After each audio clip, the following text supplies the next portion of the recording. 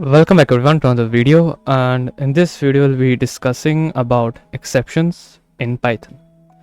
Now this is an introductory lecture, so we'll be going through a basic concepts like exceptions, errors, how do we handle those exceptions, and yeah, many more things like that. So let's get started. The first thing is understanding exception and have a little bit more like a deep down understanding of exceptions and errors, right? So both exceptions and errors are issues that you might come across when you write some code, and this can be in any language, whether it be Python, Java, JavaScript, or any language. Now the thing is, these are issues, these are frustrating, but both of them differ in the severity and how we usually handle it. So how we define errors and exceptions? So errors are what you say as issues or an unexpected behavior that your program might behave in. Like you have defined a program to behave in a particular way, but it is not behaving in that way, and there is some malfunction with it, right? So suppose you are writing a code in a particular language and there is a syntax error. Now syntax error means a grammatical error, so you're not actually following the methodology, or what can we say, the grammar of the language. So if you don't put a colon or use parentheses or whatever the language has specified as their grammar or as a syntax, it will obviously give a syntax error, right? Similarly, suppose you are writing a program, let's say the logic that you want to write is to add two numbers, but you have written in your program for subtraction. So logic is for addition, but you have written for subtraction. So if you write a program like this, then what we call this as a logical error. So this one was syntax error and this is logical error. So these errors, obviously syntax error, it will be highlighted by the interpreter or the compiler, but logical error mostly you have to understand it by yourself.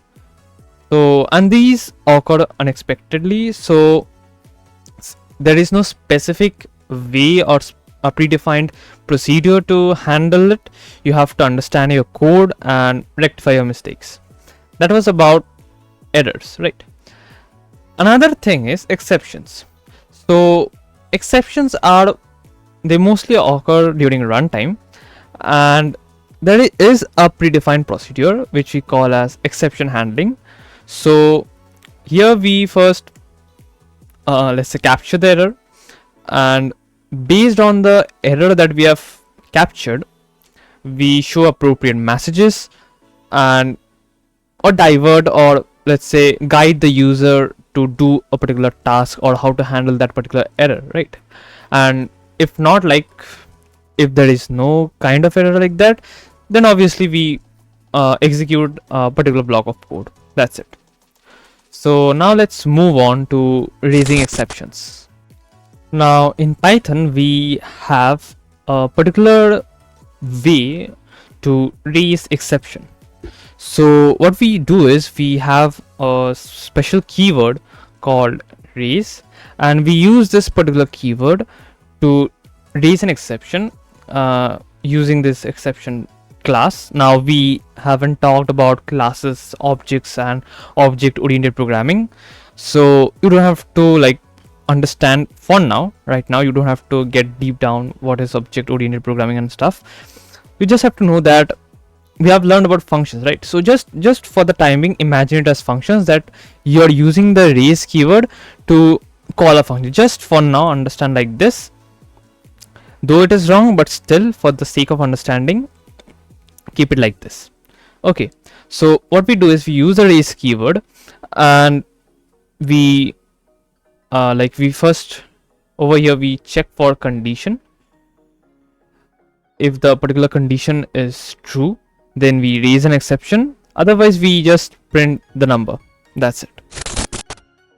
So now let's understand what is the assert keyword and how we use for debugging purposes.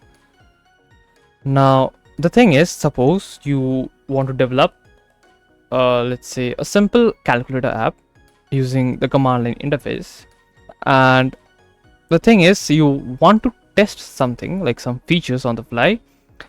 So in that case, or in those cases, Python has provided a specific keyword which is called assert that help us to do this kind of testing. So this assert keyword has it raises a specific exception without we don't have to explicitly use the raise keyword to do this. Assert does it for us, and this exception is called assert exception. So it's more like a custom exception, you can say, where if we are checking, let's take this example, this one. So suppose we have a number and we use a assert keyword. So what we're trying to do is we check if the number is less than 5.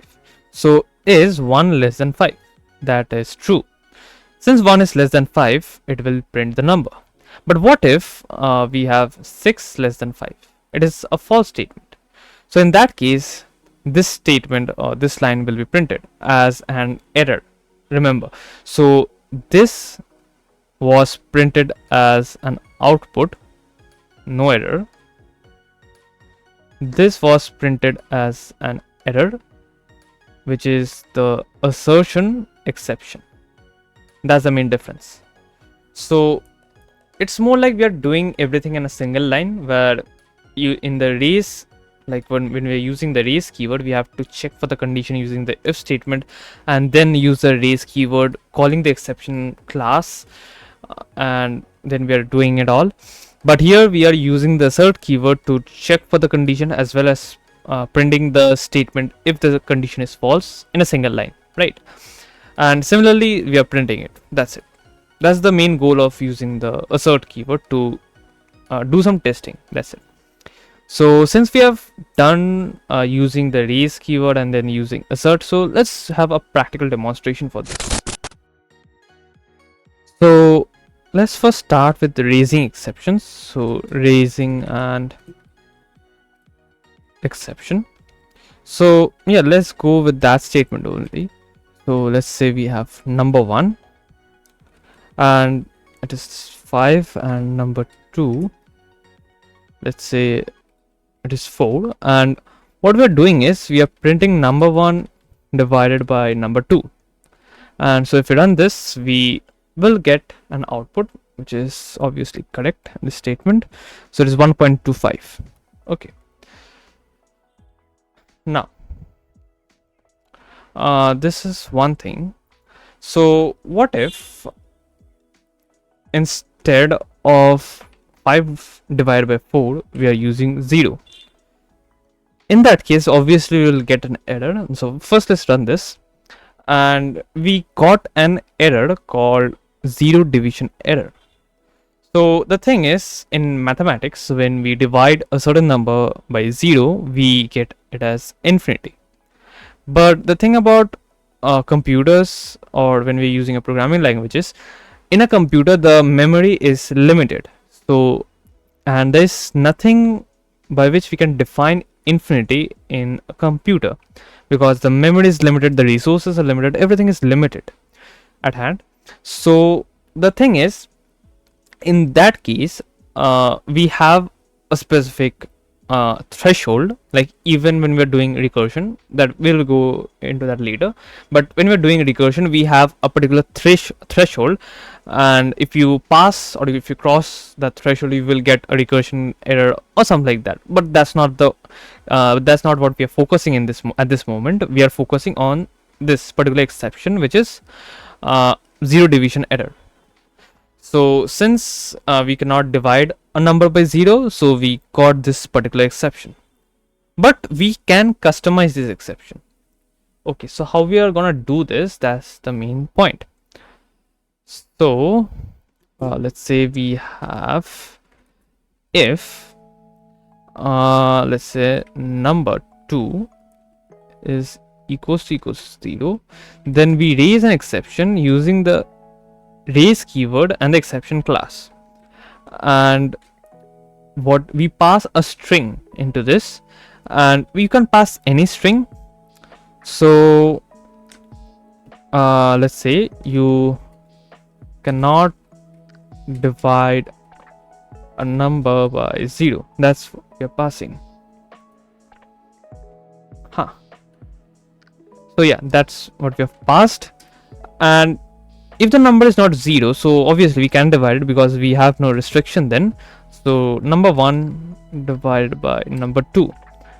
So let's run this, and if you see over here, we got exception instead of 0 division error because we have passed exception here, and we got a custom statement. Okay, so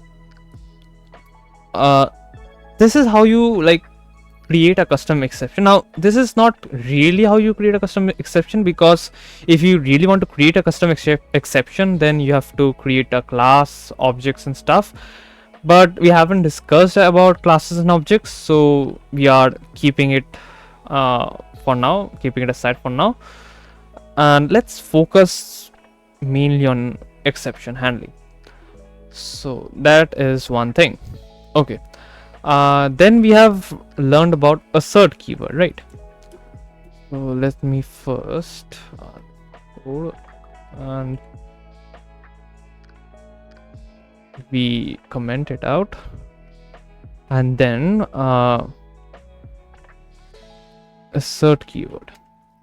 So yeah, the same thing you can do, that is number 1 equals to 5, number 2 equals to this is 0, and you can assert that number 2 is equals to 0. If that's the case, if that's not the case, then number can the denominator cannot be 0. Print number 1 2. Okay, so let's first run this and then we'll explain the output. Okay, so it hasn't run because I guess we are using an IDE, maybe. Let's check it out. So it was a silly error from my side. The thing is, this is what is the right one, the right code. What I've written was, I have written like this. So what this means is, you're using the assert keyword and you're using number 2 equals to 0. So what this will do is, it will say, okay, if this is true, then I will go to the next statement, but if it is false, then I will print this statement. But that's not what we want. We want that if it is 0, only then we will print this statement. So the correct one will be, instead of an equals to operator, we are using not equal to, right? So a not condition. So if this condition is true, so number 2 is 0. So if and only if it is not equals to 0, then only we will be going to the next statement, and if it is equals to 0, then we will be printing this one. So because of that, I was getting the error. And there's also one thing you need to keep in mind, that print, assert or anything like that is totally wrong. You can't do that. Okay, so yeah, that was about using assert and using it assert in statements. So let's move on to the next topic that we have in our hand. So now we are going to understand about ways of doing exceptional handling, and how there's a standard way to do this. So what is it and how we do it? So the way of doing is we have a try block and we have an except block. So first we define both of these statements and stuff. So after we created, or after we have written all this, what will Python do is the Python interpreter will first go into this try block. It will try to run the statements present in this block, and if it runs, then it is well and good, it's fine. However, if it creates an error, like if it finds some faulty code that is causing an error during the runtime, it will jump right to this except block. In this except block, you run the block of code that is during the error. So you catch the technical term is you catch the exception using the except block, and for that particular exception you run a particular block of code, and you display the user the guide or the particular message to, so as to like they can resolve their. That's the main motive of creating this try and except block. You also have the final keyword. The spelling is wrong over here. It will be final. So you also have this final keyword to. There is a specific functionality. So yeah, we'll be doing it in the next part. So now let's understand about try and except block. So first let's say we have number, and what we're doing is inside this try block, what we are trying to do is instead of a number, let's say we have a random string and we print this string. This is for the try block. Except raise exception, you messed up. So the thing what we are doing over here is we have a try block and we have an except block. We have created a string right here, and we are trying to print the string. If it is there is any error, we will raise particular exception. This is the simple thing that we are trying to do. Okay, now if we run this, so if we run this, we will get this string as an output, which is fine. So now what we do is, instead of printing the string, we divide it by 5. Now as you can see over here, we are getting an error, like there is this linting that is giving us this random, if you see over here, this ridges and all this, grooves and all.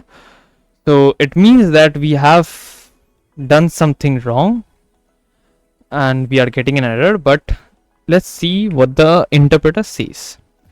So since we have defined an exception over here, since we have defined this exception, we are getting this custom exception that we have defined. So custom exception, which is you have messed up. So you can do something like this, or what you can also do is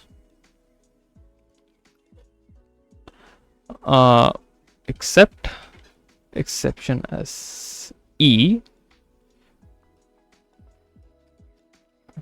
you can raise E. This another way you can do that. So this time you are getting a type error and a detailed information about the error which is causing, and yeah, that's it. Since if you just run this and since we are doing this exception, it is giving from here. So what if we do something like print E by 5? Now if you run this, it will give a particular error most probably. Oh no. Anyways, okay, that was one thing. So that was one thing. If you do this, you will get a custom exception defined over here. You can also change this exception to any type of text you want. That's up to you. So yeah, that was about try and except block. Next we'll be trying to get a good understanding of the final keyword and the else keyword. Before we start with final and else block, there's one thing I want to clarify. Previously I have mentioned it was final, but it was actually in Java we use the final keyword. In Python it is finally. So it's the same with this one, it will be finally. So the thing is, we have this two new set of keyword, which is finally and else. Now you might be a little bit surprised about using else keyword in a try else or try except block. The thing is, in other languages we use this else keyword particularly for an if else statement. In also Python we use it for mainly if else statement, but there are cases where we can use it for a for loop, a while loop, and similarly for this try and except block. So the working is a bit different. So you have this try block, you have this except block, same goes for this one as well. So it runs this block of code, the Python interpreter tries to run this block of code. If it runs, then good, well and good.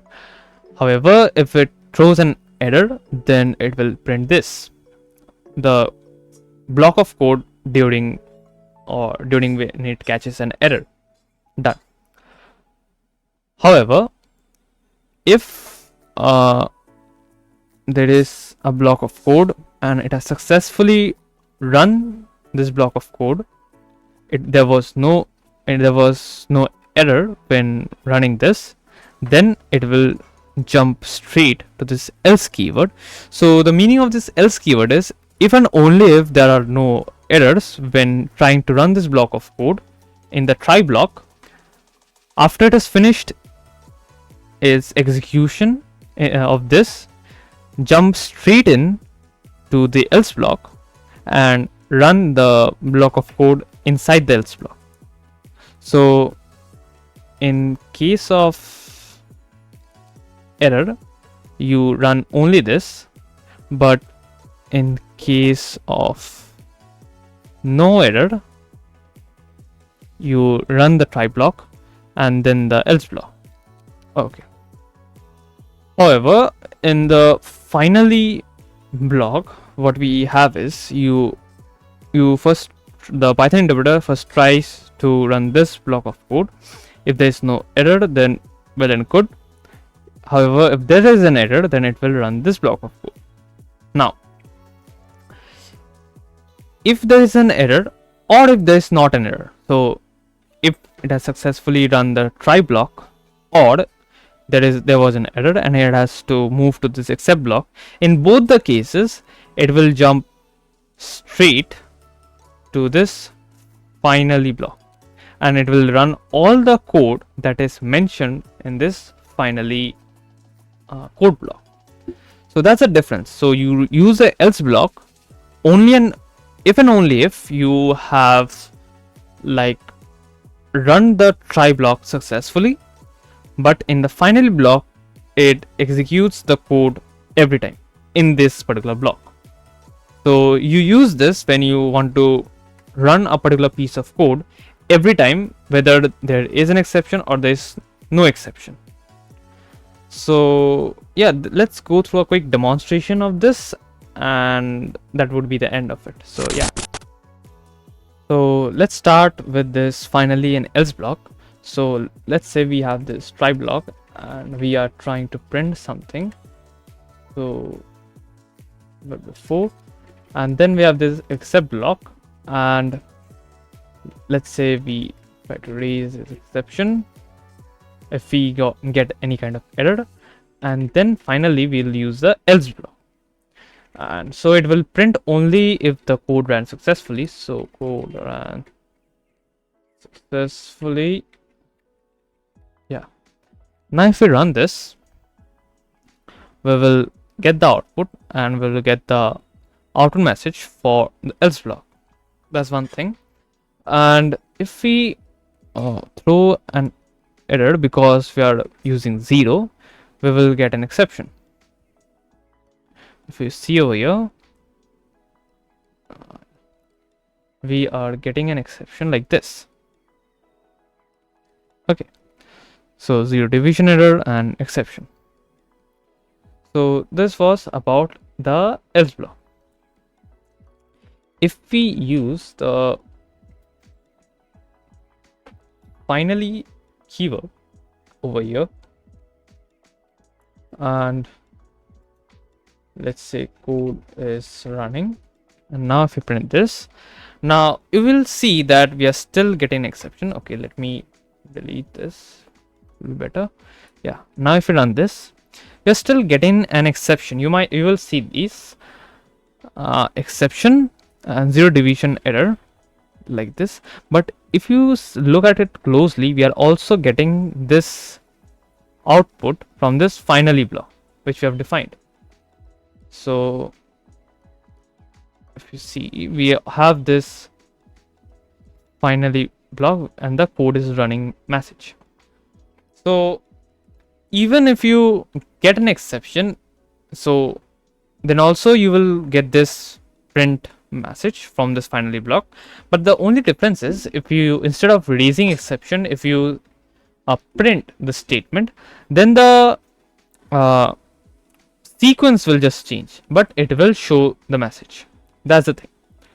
So this was all about exceptions. Obviously there is a little bit about custom exceptions left, but we will cover it when we have a good understanding of object oriented programming, encapsulation, classes, objects, and all the stuffs about OOP.